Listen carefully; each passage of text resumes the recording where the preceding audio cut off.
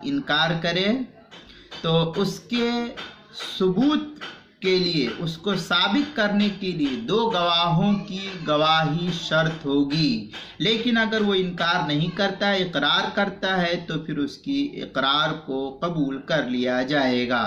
اس مسئلے کو مستفاد کیا گیا ہے فتاوی دارالعلوم دیوبند کی 9ویں جلد صفحہ 89 سے، اور بحر الرائق کے اندر ہے قیدنا الا الاشہاد بانہ خاص بالنکاح۔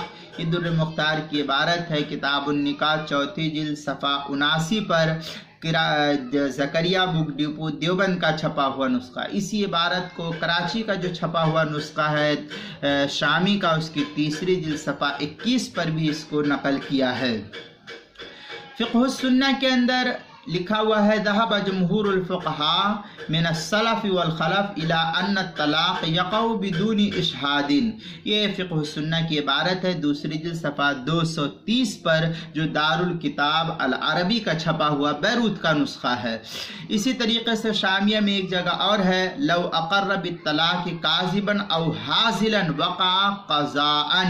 یہ شامی کی عبارت ہے، کتاب الطلاق مطلب فی الاکراہ علی التوکیل بالطلاق والنکاح والاطاق، 4 جلد 440 صفحہ، جو زکریا بک ڈپو دیوبند کا چھپا ہوا نسخہ ہے۔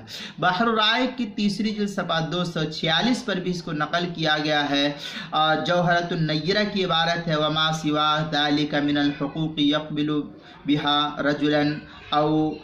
رجل او امراتان، اس کے تحت جو ہے نقل کیا ہے، لمبی عبارت ہے، وہاں دیکھ سکتے ہیں جوہرۃ النیرہ کتاب الشہادات 4 جلد صفحہ 91 پر، مکتبہ تھانوی دیوبند کا جو چھپا ہوا نسخہ اس کے اندر۔ اسی طریقے سے فتاوی ہدایہ کے اندر بھی عبارت ہے 3 جلد صفحہ 154 پر، وہاں بھی دیکھ سکتے ہیں کتاب المسائل کی 5ویں جلد صفحہ 81 پر بھی اس کو نقل کیا ہے، وہاں بھی دیکھ سکتے ہیں۔